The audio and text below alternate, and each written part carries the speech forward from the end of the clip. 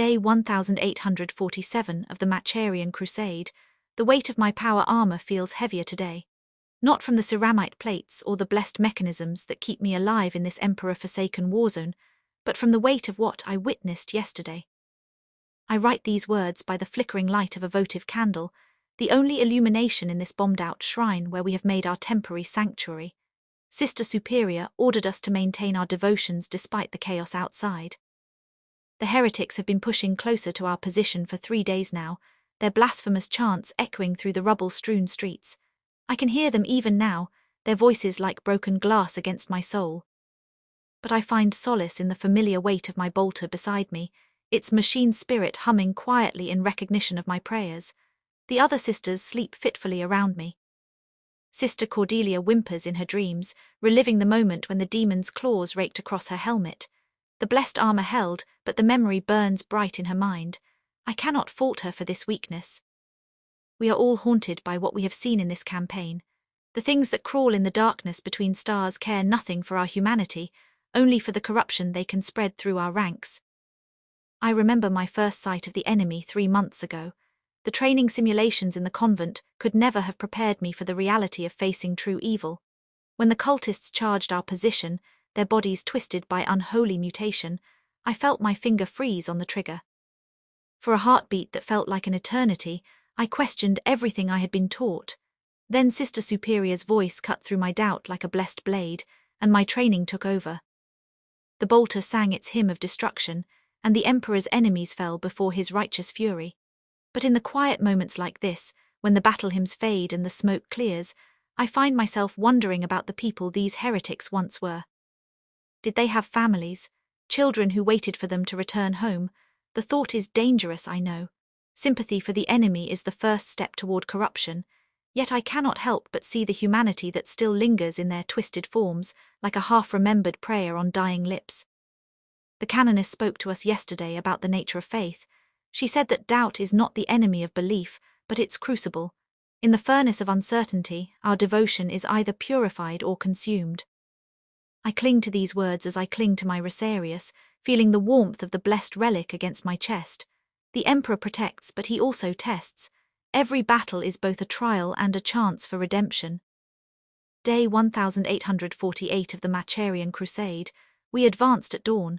The heretics had pulled back during the night, leaving behind only their dead and the stench of corruption that clings to everything they touch. Sister Cordelia found a child's toy among the ruins, a small wooden figure carved in the likeness of the Emperor. The irony was not lost on any of us. Even in this place of damnation, faith had taken root, only to be torn up by the roots when the darkness came. I took the figurine and placed it in my personal shrine, beside the purity seals and the lock of hair from my mother's grave. These small tokens of humanity keep me anchored when the horrors of war threaten to sweep away everything I hold dear. The canoness says that sentiment is weakness, but I believe it is what makes us more than just weapons in the Emperor's hands. We are his daughters, not merely his tools. The march through the Dead City was harder than any battle we have fought. The silence was absolute, broken only by the crunch of debris beneath our boots and the whispered prayers of my sisters. Every shadow seemed to hide a threat, every doorway a potential ambush. But the real enemy was the emptiness itself, the void left behind when hope dies. We found the cathedral at midday. It had been magnificent once, its spires reaching toward the heavens like prayers made manifest in stone and steel. Now it stands as a monument to loss, its walls blackened by fire and its windows shattered like the faith of those who once worshipped within. The altar had been desecrated, profane symbols carved into its blessed marble. Sister Superior ordered us to cleanse it with fire and prayer, but I could see the pain in her eyes as she watched the purifying flames consume what had once been holy. Inside the cathedral's ruins, we discovered a group of survivors. 12 souls, mostly children and elderly, who had hidden in the crypts below when the heretics came. They looked at us with eyes that had seen too much, their faces hollow with starvation and despair. The youngest could not have been more than 7 years old, clutching a tattered prayer book to her chest like a shield against the darkness. We shared our rations with them, though our own supplies run dangerously low. The canoness was not pleased, but even she could not deny the Emperor's commandment to protect the innocent. As I watched the little girl eat her first real meal in days, I felt something shift inside my chest. This is why we fight. Not for glory or conquest, but for moments like this, when hope flickers back to life in the darkness. The survivors told us of the attack. The heretics had come at night, backed by creatures that defied description. They spoke of shadows that moved independently of their casters, of whispers that promised power and damnation in equal measure. The local defense force had been corrupted from within, their officers already turned before the first shot was fired. It was a familiar story, one we had heard in a dozen other worlds. What struck me most was how ordinary it all seemed to them now. Horror has become routine, atrocity mundane. They speak of demon possession with the same tone they might use to discuss the weather. This is perhaps the greatest tragedy of our age, not that evil exists, but that we have become accustomed to its presence. Day 1849 of the Macharian Crusade, the survivors are traveling with us now. Sister Superior was reluctant to allow it, citing the risks and the burden on our mission parameters. But the canoness overruled her, declaring that the protection of the faithful is our highest calling. I suspect she was thinking of her own lost homeworld, though she would never admit such sentiment. The little girl who says her name is Seraphina has attached herself to me like a shadow. She follows me everywhere, clutching that prayer book and watching everything I do with wide, solemn eyes. I have tried to maintain proper distance, as our training dictates, but there is something in her gaze that breaks through my defenses. She reminds me of myself at that age, before the convent, before the rituals of transformation that made me into something more and less than human. This morning she asked me why the Emperor allows bad things to happen to good people. It is a question that has plagued theologians for millennia, one that I am certainly not qualified to answer. But standing there in the grey dawn light, surrounded by the ruins of her world, I found myself speaking not as a sister of battle, but as someone who had once asked the same question. I told her that the Emperor's plan is vast and complex, beyond the understanding of mortal minds. Sometimes we must suffer so that others might live, sometimes we must lose so that greater victories might be won. It is the burden of faith to trust in his wisdom, even when we cannot see the purpose behind our pain. She listened solemnly, then asked if I believed what I was saying. The question hit me like a bolt from my own weapon. Do I believe? After everything I have seen, everything I have done in his name, do I still have faith? The answer came not from my head but from somewhere deeper, a place that training and doctrine cannot touch. Yes, I told her. I believe because I must, because without faith all of this suffering becomes meaningless. The Emperor may be distant, his plan unknowable, but the alternative is chaos and despair. Faith is not certainty but choice, the decision to hope even when hope seems foolish. She nodded as if this made perfect sense to her, then asked if I would teach her the battle prayers.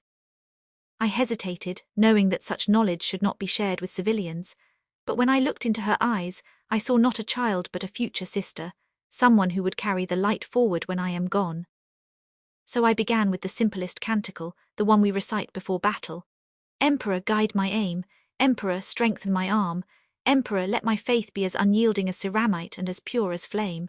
Her young voice joined mine, uncertain at first but growing stronger with each repetition.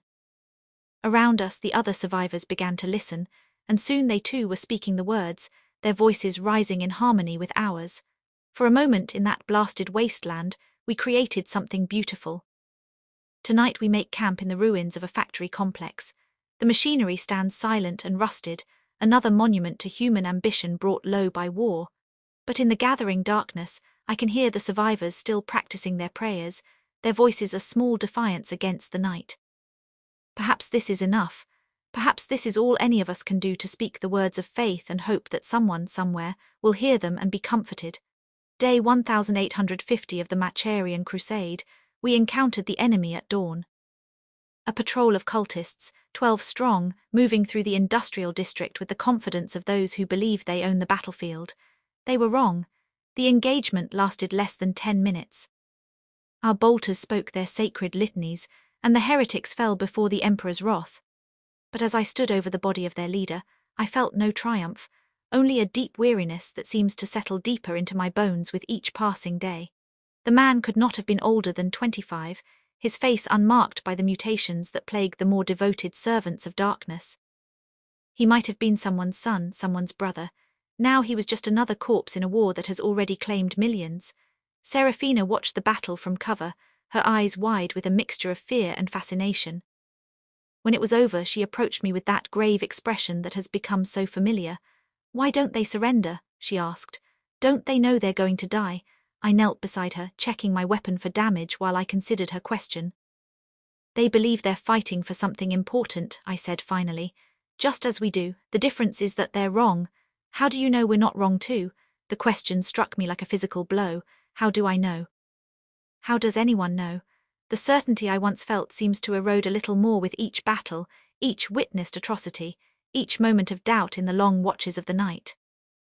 "Because," I said, the words coming slowly, "we fight to protect, they fight to destroy, we seek to preserve hope while they spread despair." She accepted this answer with the same solemnity she brings to everything else. But I could see the wheels turning behind her eyes, processing information that no child should have to contemplate. War has stolen her innocence just as it has stolen so much else from this world. The survivors are holding up better than I expected. The elderly man who leads them, a former factory foreman, has proven surprisingly resourceful. He knows the layout of the industrial district better than our maps, and his knowledge has already saved us from 2 potential ambushes. The others look to him for guidance, and he provides it with a steady competence. But it is the children who concern me most. They adapt too quickly to the violence, accept the presence of death with a resignation that speaks of profound trauma. They play games in the ruins, pretending to be soldiers and heretics, and their laughter has a hollow quality that chills my blood. This is what war does to the innocent. It makes them less than they were meant to be. Tonight I will pray for them, as I pray for all of us. I will ask the Emperor to preserve whatever innocence remains in their hearts, to let them remember what it means to hope for something better than mere survival. And I will pray for the strength to be worthy of the trust they place in me, to be the kind of guardian they deserve. The stars are hidden by smoke and ash, but I know they are there, watching over us with their cold and distant light. Somewhere among them, the Emperor maintains his eternal vigil, holding back the darkness that would consume us all. I have to believe this is true. Without that belief, Serafina's questions would have no answers, and her faith would be nothing more than wishful thinking built on foundations of sand. Day 1851 of the Macharian Crusade, we lost Sister Cordelia today. Not to enemy fire or the claws of demons, but to something far more insidious. She simply stopped believing. It began at morning prayers. I noticed her lips moving without conviction, her eyes focused on something beyond the rest of us. When I asked her about it later, she spoke in fragments, her voice hollow and distant. "What if we're just perpetuating the cycle?" she whispered. "What if our faith is just another form of madness no different from theirs?" I tried to counsel her, to remind her of our sacred duty and the protection of the faithful. But the words felt empty even as I spoke them, lacking the fervor they once carried. How can I fight doubt in others when it grows stronger in my own heart with each passing day? Sister Superior noticed the change in Cordelia immediately. There was a brief, private conversation, followed by orders for our sister to remain with the survivors while the rest of us continued the advance.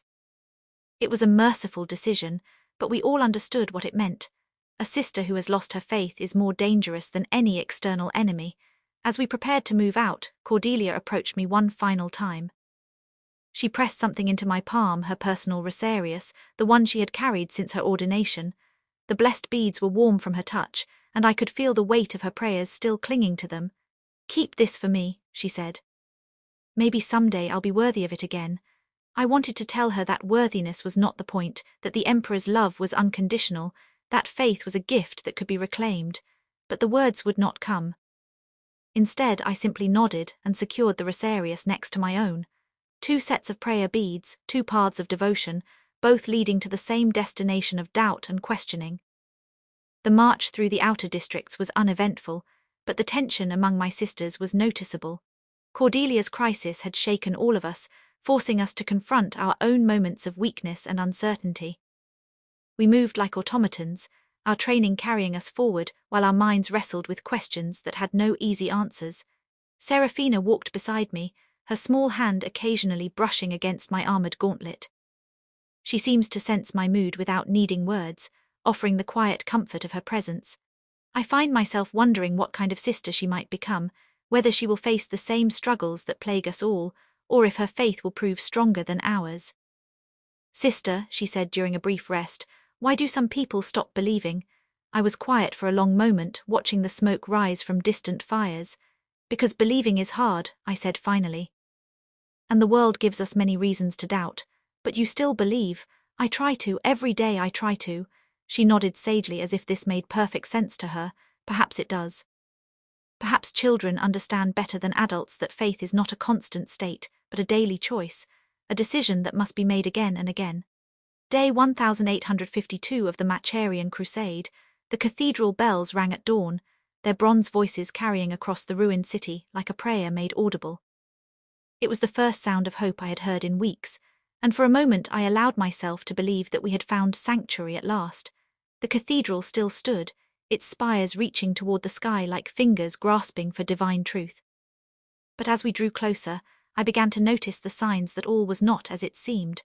The doors stood open, but no congregation emerged for morning prayers. The windows that should have glowed with colored light remained dark and empty. And beneath the sound of the bells, I could hear something else, a low chanting that made my skin crawl and my grip tighten on my bolter. Sister Superior called a halt while we assessed the situation. The cathedral had become a trap, its sacred spaces corrupted and turned against us. The bells that had once called the faithful to worship now served as a lure, drawing the unwary into the embrace of heresy and damnation. We could have simply avoided the place, continued our mission without confronting whatever lurked within those hallowed halls. But the sight of that defiled house of worship stirred something primal in my chest, a rage that burned hotter than the flames of any weapon. This was not just a tactical position to be bypassed, it was a wound in the fabric of reality itself, a cancer that would spread if left untreated. The assault began at noon. We moved through the outer courtyards like angels of wrath, our bolters singing hymns of destruction as we purged the lesser heretics from their hiding places.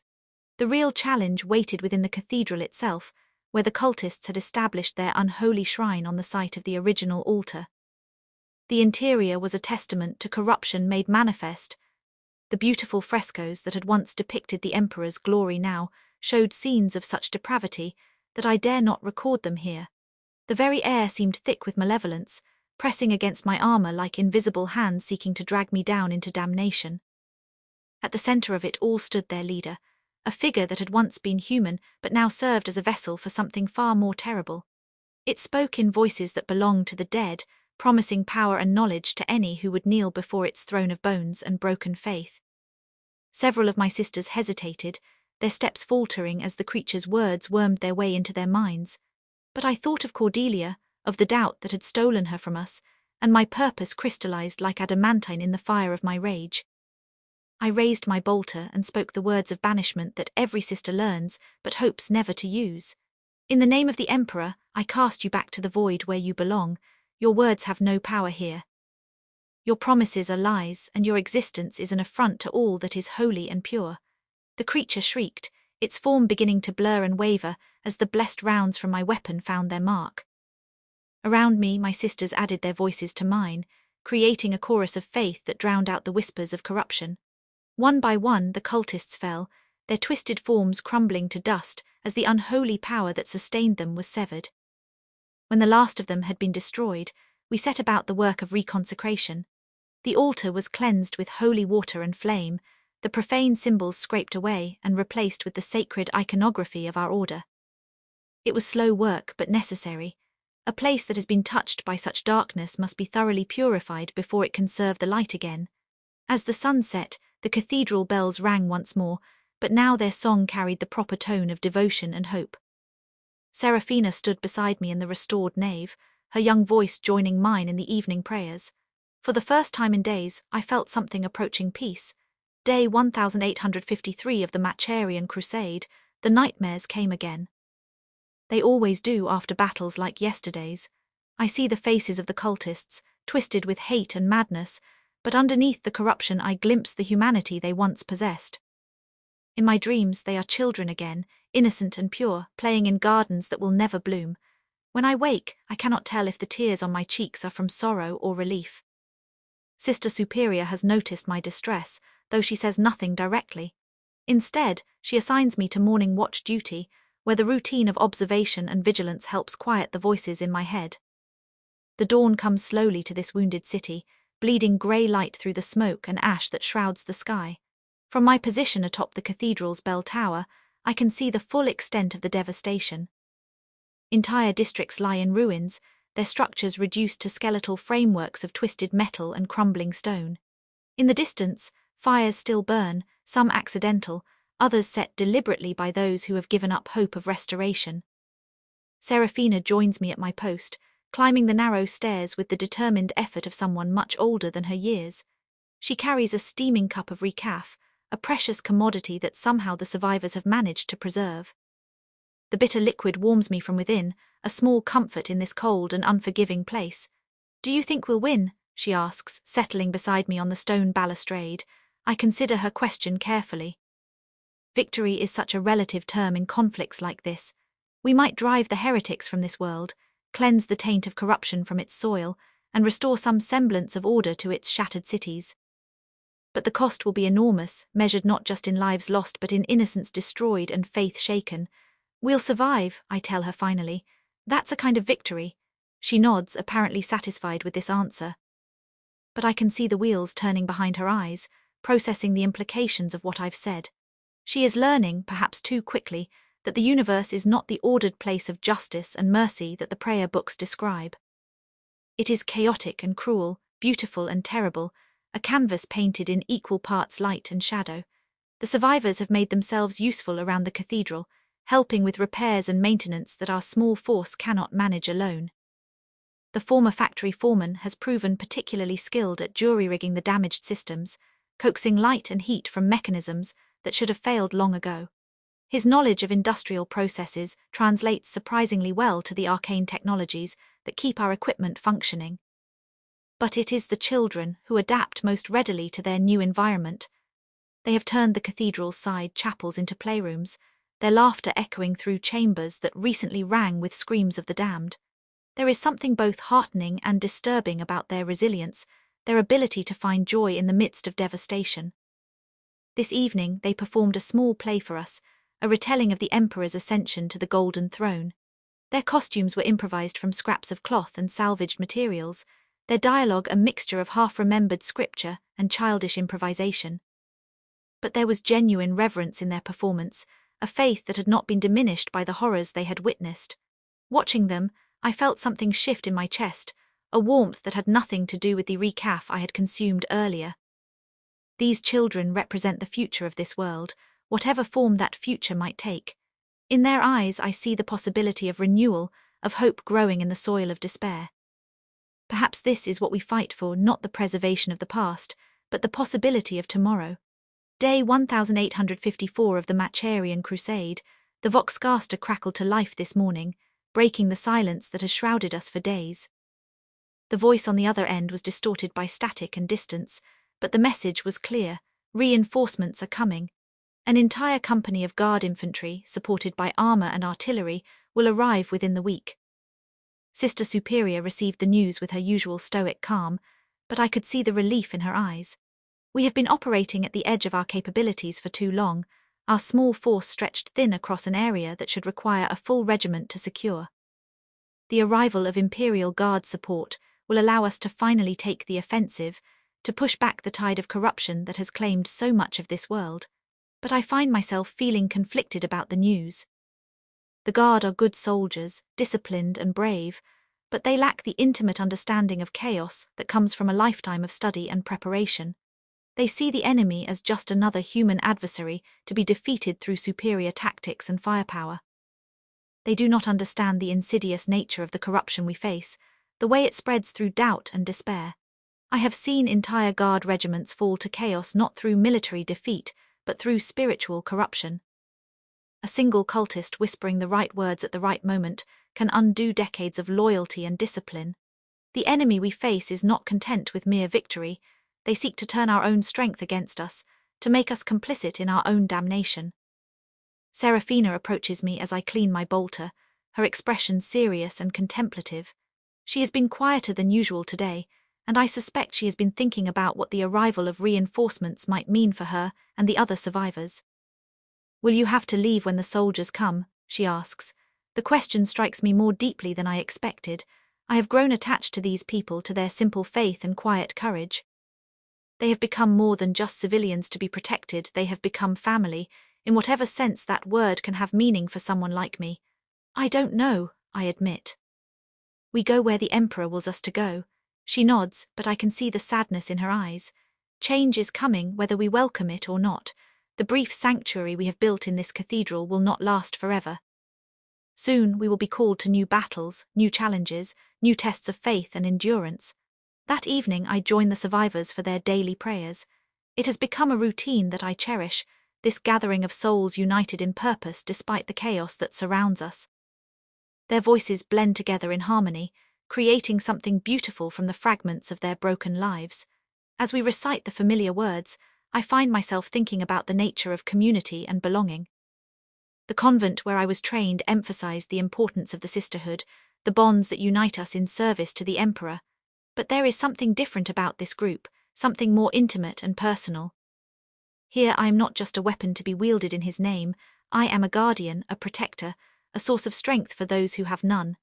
When the prayers are finished, Serafina approaches me with her worn prayer book. She has been working on learning the more advanced canticles, the ones reserved for times of great trial and testing. Her pronunciation is still imperfect, but her understanding of the words goes deeper than mere recitation. "Teach me the prayer for the dying," she says quietly. The request surprises me. It is not something a child should need to know, but then again, childhood ends quickly in places like this. I take the book from her hands and turn to the appropriate page, pointing out the words that will comfort souls in their final moments. Together, we practice the ancient phrases, our voices joining in the ritual that has been performed countless times across the galaxy. As we speak the words, I realize that I am not just teaching her a prayer, I am passing on a sacred trust, a responsibility that will outlive both of us. This is how faith survives in the darkness, not through grand gestures or miraculous interventions, but through small acts of teaching and learning, of sharing what we know with those who will carry it forward. In teaching Serafina, I am ensuring that something of what we have built here will endure, even after we are gone. Day 1855 of the Macharian Crusade, the reinforcements arrived at dawn, their transport ships screaming across the ashen sky like metallic angels descending from the heavens. I watched from the cathedral steps as the first shuttles touched down in the cleared plaza, their engines kicking up clouds of dust and debris that had been settling for weeks. The guard troopers who emerged were young, most of them barely out of basic training. Their uniforms were crisp and clean, their equipment gleaming with the care that comes from never having been tested in true combat. Their colonel is a career officer, a man whose chest is decorated with ribbons earned on a dozen different worlds. He speaks with the authority of someone accustomed to being obeyed, his voice carrying the crisp pronunciation of the officer academies. But there is something in his eyes that suggests he has never faced an enemy like the one we battle here, something that makes me doubt his ability to comprehend what we are truly fighting against. The briefing took place in the cathedral's main hall, the restored nave providing a suitably impressive backdrop for military planning. Maps were spread across makeshift tables, and tactical displays showed the disposition of enemy forces throughout the city. To the colonel and his staff, it was just another urban warfare scenario, a problem to be solved through the application of overwhelming firepower and sound tactical doctrine. I tried to explain the true nature of our enemy, the way corruption spreads like a virus through the ranks, turning loyal soldiers into weapons against their own comrades. But I could see the skepticism in their faces, the polite dismissal of concerns they considered to be religious superstition rather than practical military intelligence. "Sister," the colonel said, his tone carefully respectful but dismissive, "I appreciate your order's dedication to the spiritual aspects of warfare. But my soldiers are professionals, trained to maintain discipline under the most extreme conditions. I assure you that morale will not be a factor in this campaign." I wanted to tell him about the guard regiments I had seen fall, about good soldiers reduced to gibbering madness by whispers in the dark. To explain that discipline and training mean nothing when the enemy can turn your own thoughts against you, but the words would have been wasted on ears that were not prepared to hear them. Serafina watched the proceedings from the side chapel where the survivors had gathered, her young face grave with understanding that surpassed her years. She has learned to read the signs, to see the dangers that others dismiss. When the briefing ended and the officers dispersed to their units, she approached me with the quiet urgency that has become her signature. "They don't understand, do they?" she whispered. "No," I admitted. "They don't. Will they learn?" I looked out through the shattered windows at the guard positions being established throughout the district, at the young soldiers digging foxholes and setting up weapon emplacements. Some of them would learn, those who survived the lessons that were coming. Others would die still believing that courage and firepower were enough to defeat any enemy. "Some will," I said finally. "The ones who live long enough." That evening, I walked among the guard positions, offering what guidance I could to soldiers who had never faced true corruption. They listened politely to my warnings about the enemy's psychological tactics, nodding with the kind of attention that suggests understanding without actual comprehension. I could see it in their eyes. They thought me a religious zealot, someone whose faith had made her paranoid about shadows and whispers. Only one of them seemed to truly grasp what I was telling him. A sergeant older than most, with scars that spoke of real experience and eyes that had seen too much. He listened carefully to my warnings, asking practical questions about identification and countermeasures. When I finished, he simply nodded and said, "I'll watch for the signs." It was a small victory, but in campaigns like this, small victories are all we can hope for. Day 1856 of the Macharian Crusade, the attack came at midnight, as I knew it would. The heretics struck not with conventional assault, but with something far more insidious, a coordinated psychological offensive designed to break the will of our new allies before the real battle began. It started with whispers. Soft voices speaking in the darkness between the guard positions, promising rest and peace to soldiers. The sentries reported hearing their names called by voices that sounded like loved ones left behind on distant worlds. Some claimed to see figures moving in the shadows, familiar faces beckoning them to abandon their posts and embrace the comfort of surrender. I was making my rounds when the first soldier broke. A young trooper, barely 18, suddenly threw down his lasgun and began walking toward the enemy lines with the vacant expression of someone no longer in control of his own actions. His squad mates called out to him, but he gave no indication that he heard their voices. He was listening to something else, something that promised him everything his heart desired. The sergeant I had spoken with earlier was the one who stopped him, tackling the boy to the ground and holding him there, while the madness worked its way through his system. The trooper screamed and thrashed, speaking in tongues that belonged to no human language, his body contorting as evil thoughts tried to reshape his mind from within. I arrived as the worst of it was passing, the young soldier's body going limp as whatever had possessed him retreated to await another opportunity.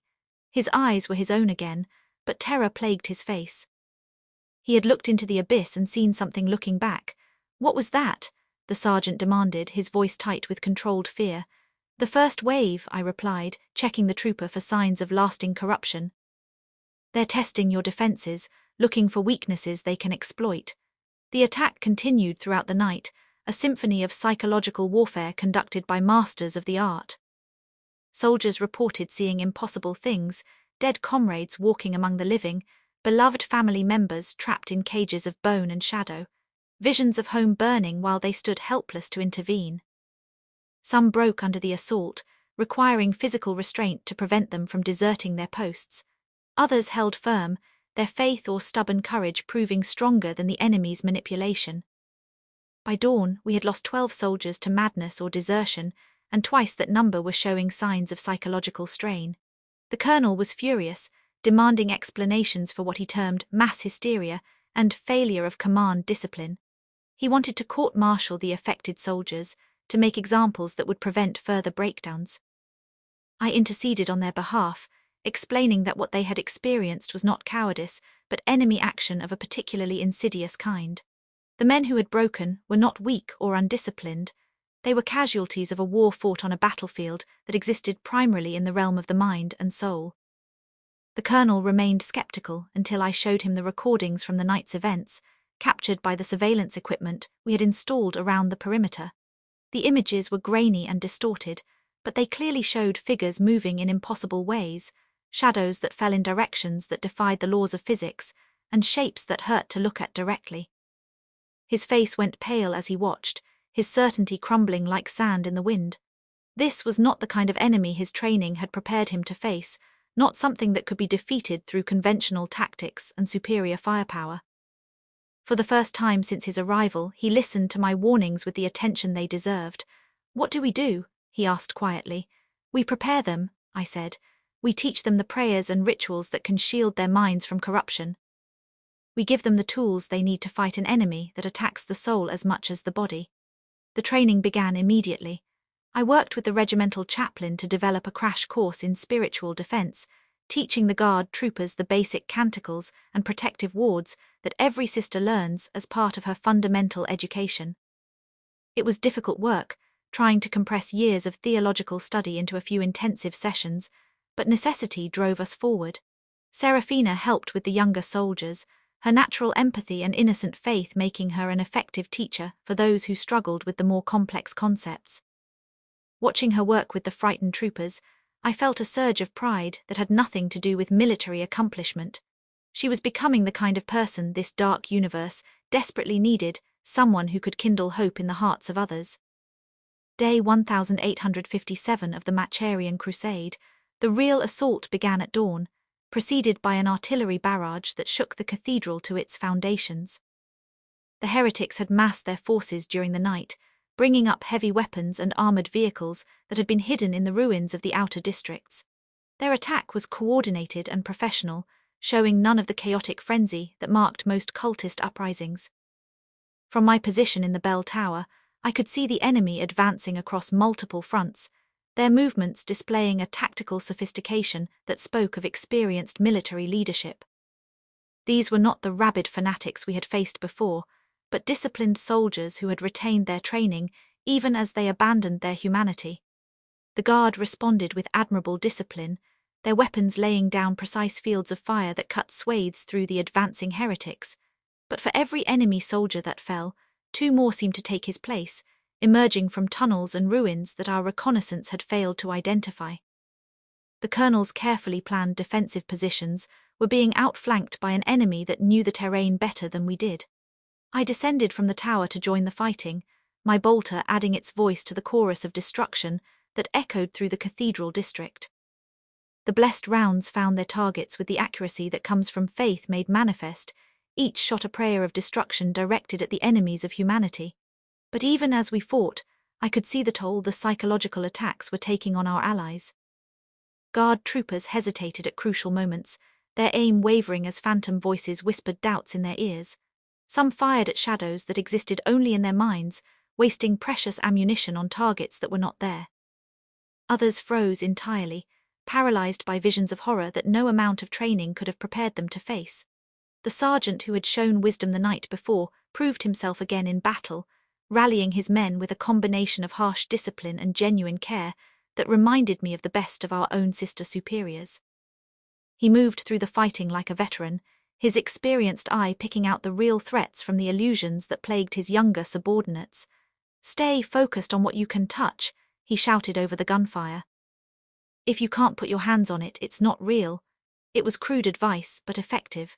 The troopers under his command began to recover their composure, their fire becoming more accurate as they learned to distinguish between genuine threats and enemy deceptions.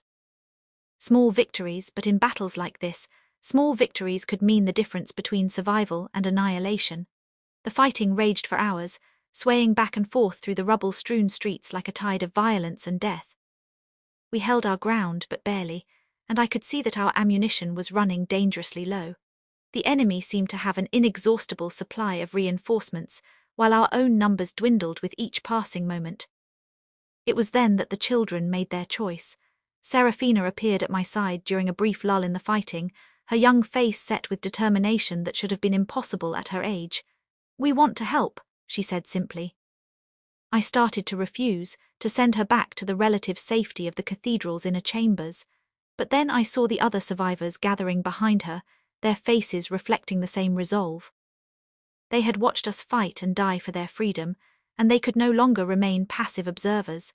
The former factory foreman had organized them into teams, each with a specific task that played to their individual strengths. "This is not your fight," I told them, even as I recognized the futility of the words. "Yes, it is," Serafina replied. "This is our world, our home. If we don't fight for it, who will? and so civilians became soldiers not through training or indoctrination, but through the simple recognition that some things are worth dying for. They moved through the battle zone with the casual bravery of those who have already lost everything and therefore have nothing left to fear. Their courage proved infectious. Guard troopers who had been wavering found their resolve strengthened. Officers who had been paralyzed by indecision began making the hard choices that victory required. Even the colonel seemed transformed, his earlier skepticism replaced by a determination that reminded me why the Guard had earned their reputation across the galaxy. By evening, we had not only held our ground, but begun to push the enemy back. It was not the crushing victory that the tactical manuals promised, but the kind of hard-won success that is measured in meters gained and friends still alive at the end of the day. Day 1858 of the Macharian Crusade, the morning brought a stillness that felt more ominous than peaceful. The enemy had withdrawn during the night, pulling back to positions deeper in the city, but their retreat felt too organized, too purposeful to be a genuine defeat. I stood among the bodies and debris of yesterday's battle, trying to read the signs that might tell us what they planned next. The Guard casualties were lighter than I had feared, but the psychological wounds ran deep. Troopers who had fought with courage and determination now moved with the hollow-eyed exhaustion of men who had looked into the darkness and barely escaped its pull. The colonel walked among them, offering words of encouragement that sounded hollow even to my ears. Serafina found me near the makeshift aid station, where the wounded were being tended by medics who had learned to treat injuries that defied conventional medicine. A young soldier, barely older than she was, lay on a stretcher mumbling prayers in a language that belonged to no human world. The corruption had touched his mind, leaving scars that would never fully heal. "Will he be all right?" she asked, her voice small and uncertain. I looked at the boy, seeing the way his eyes tracked movement that existed only in his damaged psyche. "He'll survive," I said carefully. "But he'll never be the same." She nodded, accepting this truth with the grave understanding that had become her trademark. "None of us will be the same, will we?" The observation struck me unexpectedly. She was right, of course. The events of the past days had changed all of us in ways that would become apparent only with time. The Guard troopers who had dismissed my warnings now carried blessed amulets and recited protective prayers. The colonel who had scoffed at spiritual warfare now consulted with his chaplain on matters of tactical doctrine. Even I had been transformed, my faith no longer the simple certainty of youth, but something more complex and nuanced. "Change isn't always a bad thing," I told her. "Sometimes we have to be broken before we can be made whole." The survivors had proven themselves in battle, but they paid the price for their courage. 3 of the children had been injured, their small bodies bearing wounds that would leave permanent scars. The elderly factory foreman had suffered a heart attack during the worst of the fighting, his aged body finally succumbing to stresses that would have challenged someone half his age. Yet they bore their losses with a dignity that humbled me. There were no complaints, no accusations, no demands for special treatment. They simply began the work of healing and rebuilding, their hands finding tasks that needed doing without being asked. They had found purpose in service, meaning in sacrifice, and in doing so had discovered something that years of theological study had failed to teach me. Faith is not about certainty or knowledge. It is about action in the face of uncertainty, about choosing to hope when hope seems impossible. These people, who had never read the sacred texts or studied the mysteries of the creed, understood this truth in a way that shamed my years of training. Sister Superior approached me, her expression grave. The Voxcaster had brought word from other sectors, reports of similar attacks across the planet. The enemy's withdrawal here was part of a larger strategy, a coordinated effort to consolidate their forces for a final push. "The Canoness is calling for a general advance," she said quietly. "All units are to converge on the primary hive city within the week. This is to be the decisive battle of the campaign." I felt a chill that had nothing to do with the wind blowing through the cathedral's broken windows. A general advance meant leaving the survivors behind, abandoning the sanctuary we had built in this place of former holiness. It meant returning to the mobile warfare that had defined the early phases of the campaign, where civilians were liabilities to be evacuated rather than allies to be protected. "What about them?" I asked, nodding toward the group of survivors who were sharing their meager rations with wounded Guard troopers. "They'll be evacuated to the rear areas," Sister Superior replied. "The Guard has facilities for refugee processing. The words hit me like physical blows. Refugee processing, facilities, the cold language of military bureaucracy that reduced human beings to logistical problems to be solved. These people who had fought beside us, who had shared our dangers and our victories, would be reduced to numbers on a form, transferred to camps where they would wait for the war to end. They fought for this place, I said. They have a right to stay. They have a right to live, Sister Superior countered, and they'll live longer in the rear areas than they will in the path of the final offensive. She was right, of course. The logic was unassailable. But logic and justice are not always the same thing, and the thought of abandoning these people felt like a betrayal of everything we claimed to stand for. That evening, I gathered the survivors in the cathedral's main hall to explain what was coming. They listened with the same grave attention they brought to everything else, but I could see the pain in their eyes, the recognition that the brief community we had built was about to be scattered to the winds. "How long do we have?" the factory foreman asked, his voice still weak from his recent collapse. 3 days, I replied. Maybe 4 if the weather holds. Serafina raised her hand, a gesture that reminded me of the classroom rituals of my own youth. "Can we come with you?" The question hung in the air like a prayer waiting to be answered. I looked at these people who had become more than civilians, more than refugees, more than problems to be solved. They had become family in whatever sense that word could have meaning for someone like me. "It would be dangerous," I said carefully. "More dangerous than anything you've faced so far." "Everything is dangerous," she replied. "At least if we're with you, we'll be fighting for something that matters." The discussion that followed was unlike any I had experienced in my years of service. There were no orders to be given or received, no regulations to consult, no chain of command to navigate. There were only people making choices about their own lives, weighing risks and benefits that could not be calculated in any manual or textbook. In the end, they voted. Not unanimously, but with the kind of majority that spoke to genuine consensus rather than mere compliance. They would come with us, those who were able, and face whatever dangers awaited in the Hive City. The wounded and the very young would accept evacuation to the rear areas, but the rest would continue the fight. It was not the decision I would have made for them, but it was the decision they made for themselves. In a universe where choice is often an illusion, the act of choosing becomes sacred. They had chosen to trust us with their lives, and in return we would trust them with our mission. Day 1859 of the Macharian Crusade, the preparations for departure consumed the next 2 days. Equipment was sorted and distributed, supplies rationed for the journey ahead, and weapons cleaned and checked. The Guard troopers worked alongside the survivors, their initial skepticism replaced by a grudging respect for people who had proven themselves in battle. I found myself torn between competing emotions. Pride in what we had accomplished, sorrow for what we were leaving behind, and fear for what lay ahead. The cathedral that had been our sanctuary would soon be empty again, its restored beauty witnessed only by the wind and the shadows. All our work, all our sacrifice, would be reduced to another footnote in the endless chronicles of war. Serafina seemed to sense my mood, staying close as I made my final rounds of the positions we had fought so hard to defend. She carried her prayer book and a small bag of personal possessions, the sum total of her material existence reduced to what could be carried in a child's hands. "Do you think we'll ever come back?" she asked as we stood before the altar we had reconsecrated with our blood and tears. "I don't know," I admitted. "Wars have a way of carrying people far from where they started." She nodded, then knelt before the altar and began to pray. Her words were simple, the basic canticles that any child might learn, but there was something in her voice that transformed them into something more profound. She was not just reciting verses, but speaking to the divine presence that dwelt in this place, offering thanks for shelter, received and asking for protection on the journey ahead. Other voices joined hers, first the survivors, then the Guard troopers, and finally my own sisters. The cathedral filled with the sound of prayer, dozens of voices raised in harmony despite the differences in their backgrounds and beliefs.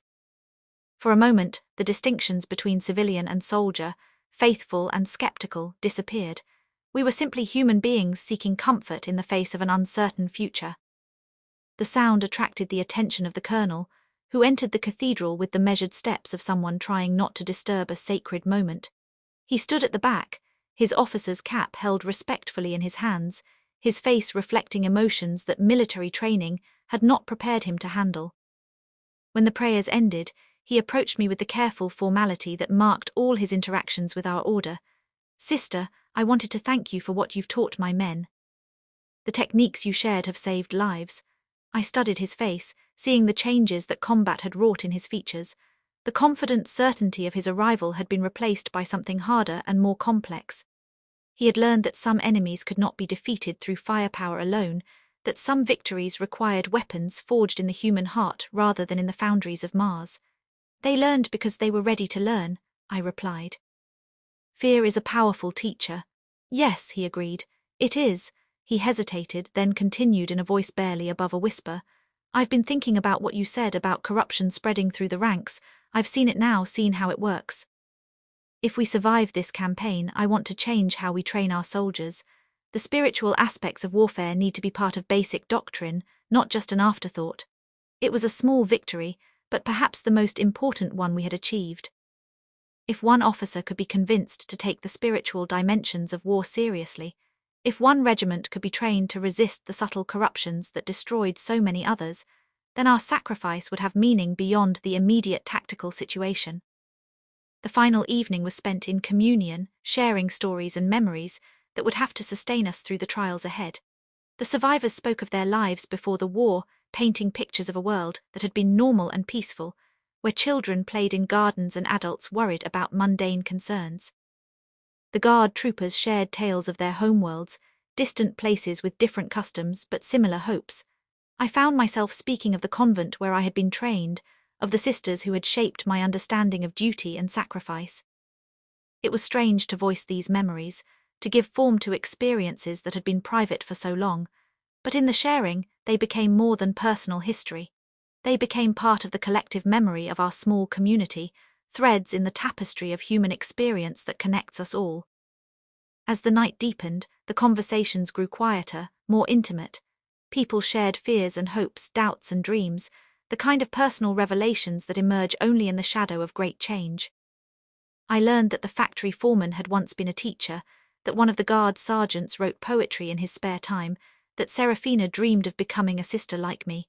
When dawn finally came, we were ready. Not because we had overcome our fears or solved all our problems, but because we had accepted them as part of the price of being human.